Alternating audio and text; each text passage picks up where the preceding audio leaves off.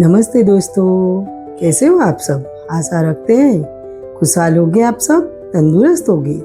आज की वीडियो में थंबनेल देख के आपको पता चल ही गया होगा कि आज हम यानी कि सुलभ सरल आपको क्या सिखाने वाला है। समझ में आ गया है कि सुलभ सरल क्या सिखाने वाला है, देख लिया ना।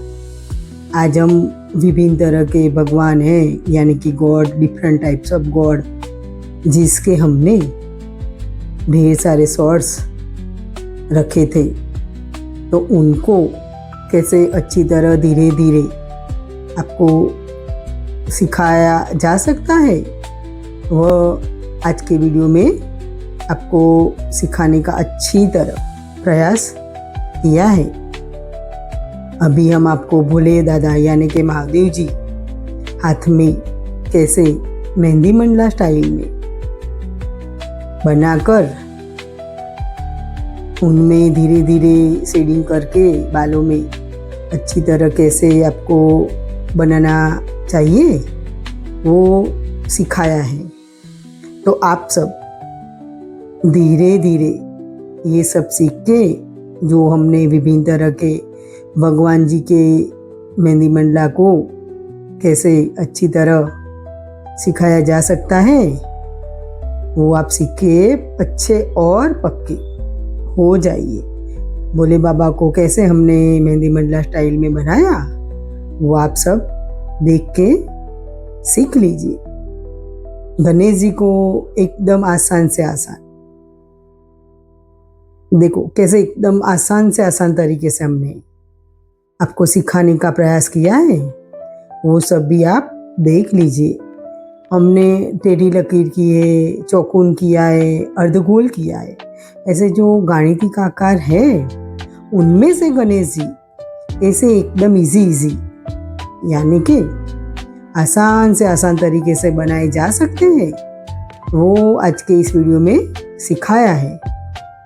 मेन सेट बनाकर उनमें मेहंदी मंडला स्टाइल में देखो कैसे हमने मेहंदी भरी है, तो कितना बढ़िया लग रहा है गणेश जी का जो टैटू है वो। अब हम झूलेलाल जी को बनाने जा रहे, उनको कैसे धीरे धीरे अच्छी तरह बनाकर मेहंदी मंडला में सजाया जा सकता है, वह भी सिखा रहे। पहले हमने मुंह बनाया, आँख बनाई, बाद में मूंछ बनाई, और फिर उसके अंदर धीरे धीरे देखो कैसे मेहंदी मंडला स्टाइल में अच्छी तरह मुंगट में डिज़ाइन बनाकर फिर उनकी दाढ़ी और उनकी जो धार्मिक पुस्तक होता है उनका वो बनाया है, और उन्होंने हाथ में कैसे धीरे धीरे पकड़ के अच्छी तरह पुस्तक को संभाला है, वो भी आपको इस वीडियो में सिखाया है।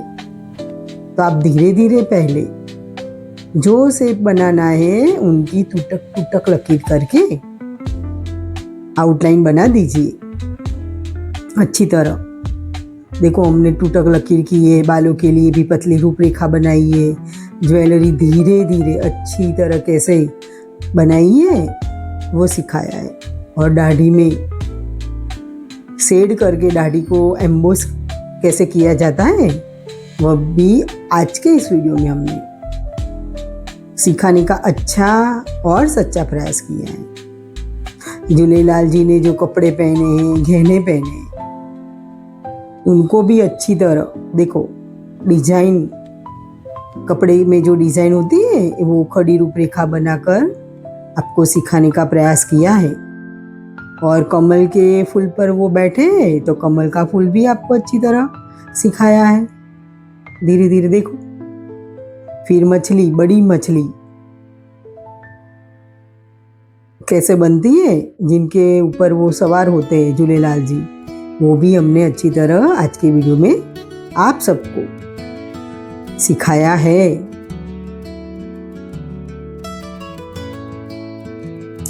कमल में देखो कैसे अच्छी तरह धीरे धीरे स्टेप बाय स्टेप शेडिंग किया जाता है, कहीं ज़्यादा शेडिंग किया है, कहीं कम शेडिंग किया है, यानी कि कमल की पत्ती में कुछ पत्तियाँ लाइट होती है, कुछ डार्क होती है, तो इस हिसाब से सुलभ सर ने कमल के फ्लावर में शेडिंग अच्छी तरह करना आप सबको सिखाया है। आप देख लीजिए। फिर कमल के जो पत्ते होते हैं फूल के नीचे, उनमें भी डिजाइन धीरे धीरे कैसे अच्छी तरह बनाई जाती है वो भी सिखाया है। मछली में जो उसका ओरिजिनल आकार होता है और उसके जो ऊपर के शरीर के जो होते हैं डिजाइन, वो भी धीरे धीरे अच्छी तरह गोल गोल करके आपको सिखाने का प्रयास किया है। तो फिर आप अच्छी तरह ये सब जो आज के वीडियो में हम सिखा रहे हैं वो सीख के आपकी हाथों की प्रैक्टिस अच्छी तरह कर लीजिए, ताकि आपको आँख, नाक, कान, मुंह, गला, होठ सब आसान से आसान तरीके से आ जाए। ये हमने यीशु मसीहा का टैटू यानी पोर्ट्रेट आपको सिखाया है। देखो धीरे धीरे कैसे हमने पहले मुंह बनाकर उसमें आँखें बनाई, आईब्रो बनाई, नाक बनाया, होठ, दाढ़ी, मूंछ, और फिर उनके ऊपर जो कपड़े में मुकुट होता है वो भी गाणितिक डिजाइन करके अच्छी तरह आपको सिखाने का प्रयास किया है। ऊपर की ओर शेडिंग करके थोड़ा डार्क लाइट दिखा के उनके कपड़े को और मुकुट को एकदम एम्बोस कैसे अच्छी तरह किया जाता है वह सिखाने का प्रयास किया है।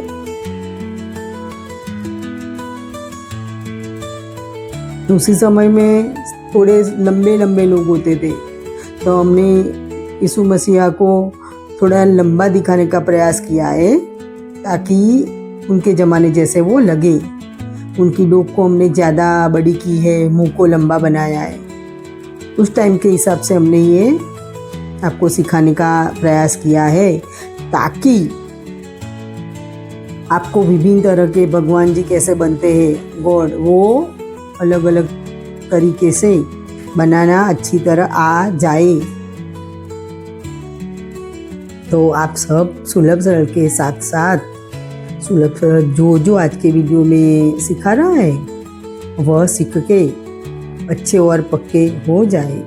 अगर आपको आँख, कान, नाक, होठ नहीं आ रहा है तो उसकी बार बार प्रैक्टिस कीजिए, जब तक यानी कि आपको जब तक कुछ भी न आए तब तक आप उसका बार बार अभ्यास करते रहिए। सब इजी है। आँख, नाक, कान, होठ एक बार आप बना के तो देखिए। धीरे धीरे आपको एकदम आसान से आसान तरीके से ये सब जो आज सुलभ सर सिखा रहा है वो आने लगेगा। अगर जो आप मन लगाकर, जी जान लगाकर ये जो सिखा रहे हैं सुलभ सर उसकी प्रैक्टिस कर लो, तो ये हम परशुराम आपको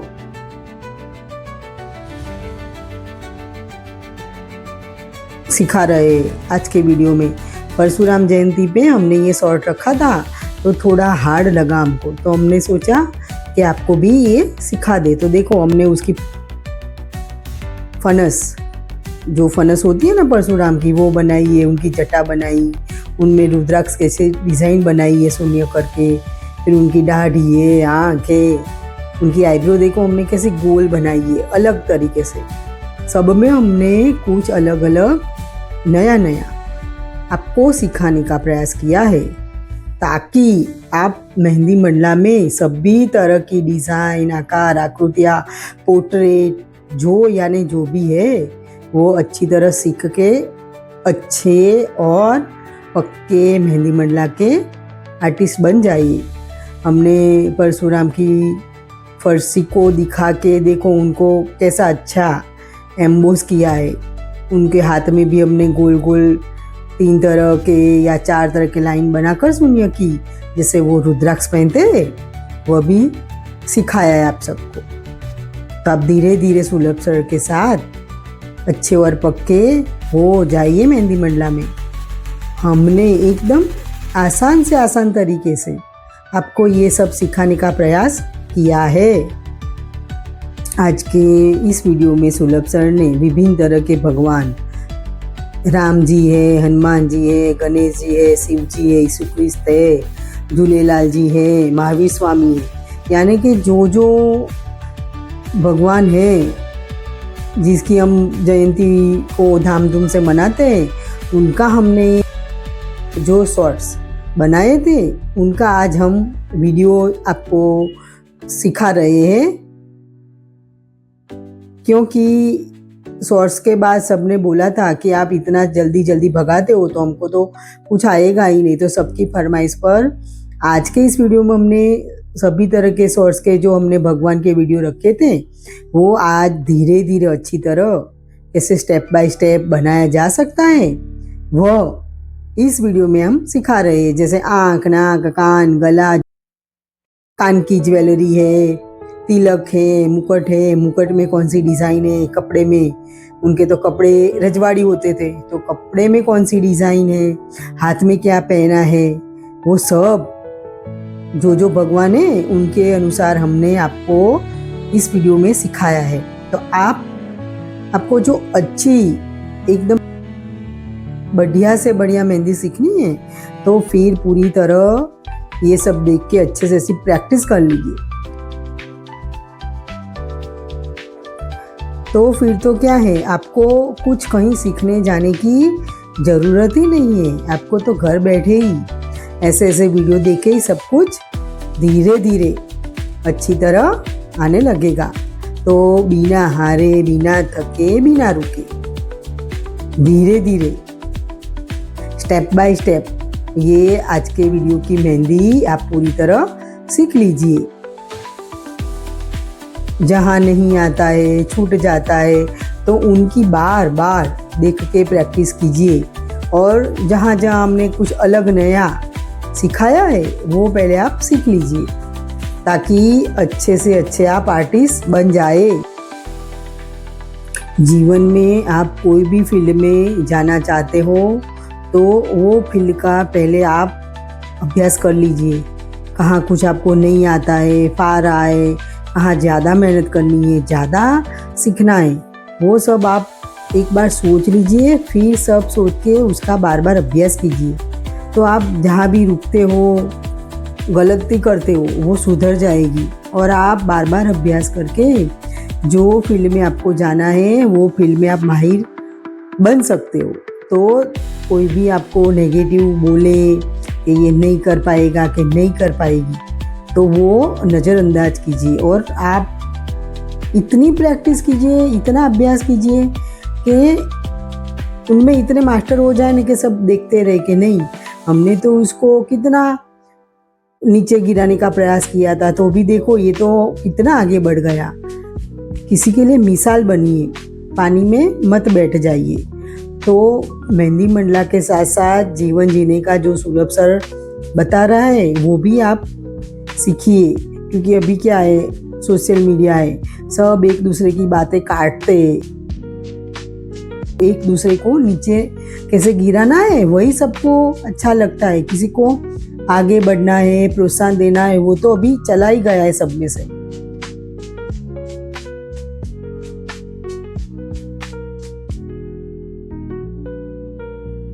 धीरे धीरे अच्छी तरह जो भी फील्ड में जाना है बस प्रैक्टिस करते रहिए, इतनी प्रैक्टिस कीजिए फिर तो आपका वो जुनून बन जाए। पता है ना जुनून क्या होता है, बस ये करना ही है, एक बार ठान लीजिए। तो किसी की मजाल है आपको नीचे गिराए। तो मेहंदी मंडला सीखते सीखते आप जीवन के भी पाठ सीखते रहिए और कभी पानी में मत बैठिए, निरुत्साह यानी कि हताश मत हो जाइए। हताश होने से क्या है, कर्म तो हमको करना ही है, तो फिर खुशी खुशी क्यों ना करें, डर के रो के बिना उत्साह से क्यों करे। वो कर्म करेगा उसका मीनिंग ही नहीं है, उसका रिजल्ट भी अच्छा नहीं आएगा। तो आप खुशी खुशी जो भी कर्म करेंगे तो आप भी खुश रहेंगे और वो कर्म भी आपको शाबाशी दिलाएगा कि आपने ये कुछ किया, अच्छा किया। इसलिए कर्म करो तो खुशहाल बन के खुशी खुशी करो, निरुत्साह होके मत करो। और देखो, हम कर्म नहीं करेंगे तो हमारा कर्म कौन करेगा? हमारा जन्म क्यों हुआ है? कर्म करने के लिए हुआ है। कोई वो कर्म करता है, कोई वो करता है, जिसका जैसा कर्म। हम नहीं बोलते कि ये कितना खुश है, ये कितना दुखी है। फिर बाद में क्या बोलता है पता है? जैसे जिसका कर्म। तो ये कर्म ही है जो हमको ऊपर लाते हैं, नीचे भी गिराते हैं, सुख भी देते हैं, दुख भी देते हैं। तो आज के वीडियो में सुलभ सर ये प्रेरणादायी बातें आपको सिखा रहा है, क्योंकि खुशी देना ज़्यादा जरूरी है। दुख तो ऐसे ही सब बिना मांगे मिल जाता है, पर खुशी का क्या है, वो तो मांगनी पड़ती है। किसी का मुंह देख ले तो कितना रुला दे ऐसा होता है, एकदम उदास होता है, कोई का गुस्से वाला होता है, तो ऐसा लगता है हमें ये क्या है, इसका मुंह देख लिया। क्यों? कि वो डिप्रेशन में होता है, उनके मन में कुछ न कुछ चल रहा होता है, तो वो अपने चेहरे पे दिखा देता है। तो खुश रहिए और खुशहाल दिखिए, जो भी फील्ड में हो आप। हम मेहंदी मंडला के साथ आपको ये भी सिखा रहे हैं, क्योंकि ये जरूरी है आज के ज़माने में। सब कितने डिप्रेशन में आ जाते हैं, कितने मरने लगते हैं, कितने बुलंदी पर होते हैं, ऊंचाई पे, फिर थोड़ा क्या गिर गए, थोड़ा क्या कुछ हो गया गलत, तो बस हो गया, तो जीने का मतलब नहीं है। क्यों? आपको भगवान ने जन्म दिया है, माता पिता ने जन्म दिया है, तो आपका कोई फर्ज नहीं है उनके ऊपर कि हम जिए, उनके लिए कुछ करें, खुशहाल बनाए उनको भी। तो कभी आप डिप्रेशन में मत आओ, शांति से सोचो, गलती हुई है उनको सुधारो, नीचे गिर गए तो फिर से उठने की सोचो, फिर से चलने का सोचो, रास्ता दिखाने वाला मिल ही जाएगा। और आप जो भी संप्रदाय में हो, उनके धार्मिक पुस्तक को पढ़िए, एक बार तो जरूर पढ़िए, क्योंकि उनमें से ही हमको हमारे जीने की राह मिलती है। उनमें कुछ इतने अच्छे अच्छे विचार लिखे होते हैं, तो वो जो हम एक बार पढ़ लेते हैं ना, तो हमारी जिंदगी बदल जाती है, हम खुशहाल हो जाते हैं, हमको जीवन जीने का तरीका मिल जाता है। तो आप भी अपने जो संप्रदाय में जो पुस्तक है वो पढ़िए और खुशहाल रहिए। कभी डिप्रेशन में मत आइए और थक मत जाइए।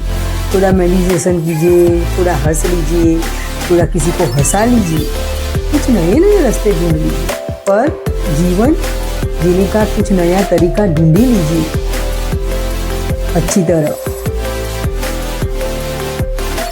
जो हमारा जीवन है उसका मर्म, जीने का मर्म सफल होगा। देखो, आज हम हनुमान जी को सिखा रहे, कितनी अच्छी तरह धीरे धीरे एकदम स्टेप बाय स्टेप सिखा रहे, तो हमको भी तो दिक्कत आई होगी, हमने भी कितनी सारी प्रैक्टिस की होगी। ऐसे थोड़ी हनुमान जी इतने अच्छे आ गए होंगे। देखो, उनकी आईब्रो देखो, उनका नाक देखो, आँख देखो, मुकुट देखो, परफेक्शन तो चाहिए सब में परफेक्शन यानी संपूर्णता जरूरी है। तो आप सब धीरे धीरे प्रैक्टिस कीजिए जो भी फील्ड में है, और अच्छी तरह उसमें इतने पक्के, इतने माहिर हो जाए ना कि कोई आपको गिरा ही ना सके। और गिरा भी ले एक बार तो फिर क्या है, दूसरी बार मेहनत करके खड़े हो जाएंगे। सुलभ सर ज़्यादा बकवास भी करता है, लोगों को हमारी बात बोरिंग भी लगती होगी, पर जिनको ज़रूरी है, जिनके लिए उठना है, जिनको चलना है, दौड़ना है, उनको ये प्रेरणा देगा। इसलिए हम तो बीच बीच में ये ऐसी प्रेरणादायी बातें करने वाले ही है। आज हम बातें करते करते देखो, हनुमान जी में हमने पूरे मुकुट बना दिया, बाल बना दिए, दाढ़ी भी बनाने जा रहे हैं। तो सुलभ सर जैसे जैसे सिखाता है स्टेप बाय स्टेप, वो सब सीख लीजिए। सुलभ सर को भी परेशानी आई है, कितनी ढेर सारी मुश्किल आई है, पर क्या हुआ, देखो चल पड़ी ना सुलभ सर की। तो प्रैक्टिस करते रहिए, खुशी से करिए, हंसते हंसते कर्म कीजिए, जो भी करना है, और मेहंदी सुलभ सर के साथ सीखते रहिए।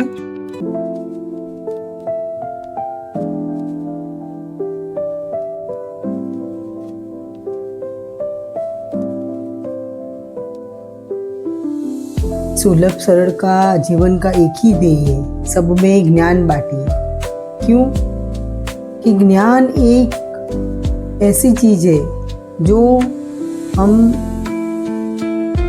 जब तक उपयोग करें उसका हमको अच्छा ही सिखाती है और आगे ही आगे बढ़ाती है। इसलिए ज्ञान सब में बांटे, अच्छा ज्ञान बांटे, तो आप इतने यानी इतने आगे बढ़ जाओगे।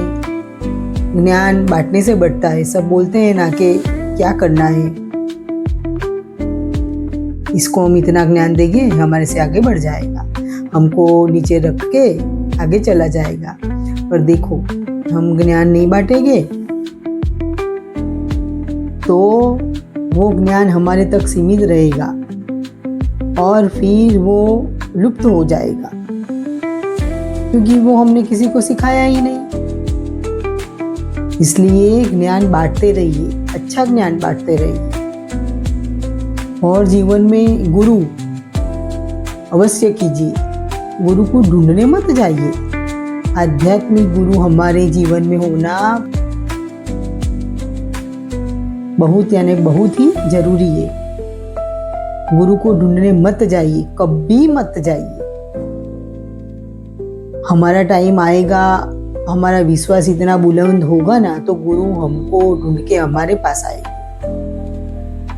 शिष्य गुरु को पसंद नहीं करता है, शिष्य गुरु को चुनता नहीं है, गुरु शिष्य को चुनते। जैसे 4 युग है, सबके नियम अलग है, तो ऐसे कलयुग में भी आप कलयुग के नियम फॉलो नहीं करोगे सोशल मीडिया की भाषा में, तो आपको कुछ रिजल्ट मिलने वाला नहीं है। आप तीनों युग के नीति नियम अभी कलयुग में फॉलो कर रहे हो तो फिर क्या होगा, रिजल्ट नहीं मिलेगा। किसी ने इतनी भक्ति की ना, फिर भी उसके जीवन में खुशी नहीं है, शांति नहीं है। क्यों पता है?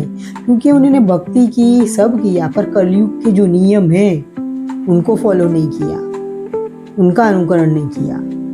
तो आप जो भी कर्म करो बस गुरु को आगे रख कर करो। ऐसा सोचो कि हमारे गुरु है, हमारे जीवन में गुरु आने वाले हैं। आध्यात्मिक गुरु आपके जीवन में आ जाएंगे ना तो आपकी जीवन की नैया पार हो जाएगी। और सब बोलते बुढ़ापे में ही भक्ति करने की है, बुढ़ापे में भक्ति नहीं होती है। क्यों? किसी को सुनाई देता नहीं है, किसी को दिखाई देता नहीं, कोई चल नहीं पाता, कोई फिर नहीं पाता, तो फिर भक्ति कैसे करेगा? भक्ति ऐसी चीज है जो हम यंग यानी कि युवान होते हैं तभी कर सकते हैं, क्योंकि हमारे सभी अंग तब काम करते हैं। तो युवानी में आप भक्ति कीजिए, बुढ़ापे में कुछ नहीं है, फिर तो पूरी जिंदगी चली जाएगी। और भक्ति क्या है पता है? कर्म, सही तरीके से सच्चाई से किए हुए कर्म, उसको ही भक्ति बोलते हैं। कोई बोला हमने इतने साल ये किया, इतना व्रत किया, इतना उपवास किया, तो भी हमारी हालत ऐसी क्यों है? पता है क्यों है?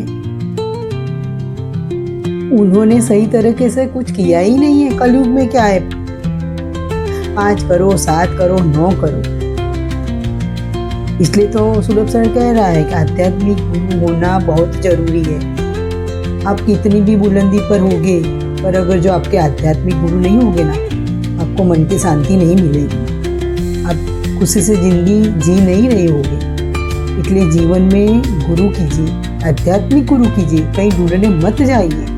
रोज सोचिए, रोज गुरु को बुलाइए कि हमको गुरु करना है, हम कहाँ जाए, गुरु जी आप हमको मिलोगे कि नहीं, हमारी पसंद करोगे कि नहीं, हमको चुनोगे कि नहीं। बस ऐसे मन में ही बातें कीजिए। आपका समय आने पर आपके गुरु आपको ढूंढते ढूंढते आपके घर तक आ ही जाएंगे। अभी के और आज के ज़माने गुरु के नाम पे क्या चल रहा है पता है ना? इसलिए गुरु को ढूंढने मत जाइए, गुरु को पसंद करने दीजिए, गुरु को चुनने दीजिए। सुलभ सर कह रहा है वो बात कभी किसी को हजम नहीं होगी, पल्ले नहीं पड़ होगी, पर जैसे जैसे समय आता है ना, हम मैच्योर होते हैं, तब हमको आध्यात्मिक गुरु की जरूरत पड़ती है। इसलिए दोस्तों गुरु कीजिए। इतनी बुलंद गुरु भक्ति बताइए। गुरु नहीं है तो जो भी है, आपके कुल देवता कुल देवी है, आपके संप्रदाय के जो भी है, उनको गुरु मान के चलिए, पर बाहर के गुरु को मत पकड़िए। फिर देखो कमाल, आपके जीवन में गुरु की एंट्री इतनी अच्छी शानदार होगी ना, और आपके जीवन में खुशहाली इतनी आ जाएगी, आपको भी पता नहीं चलेगा।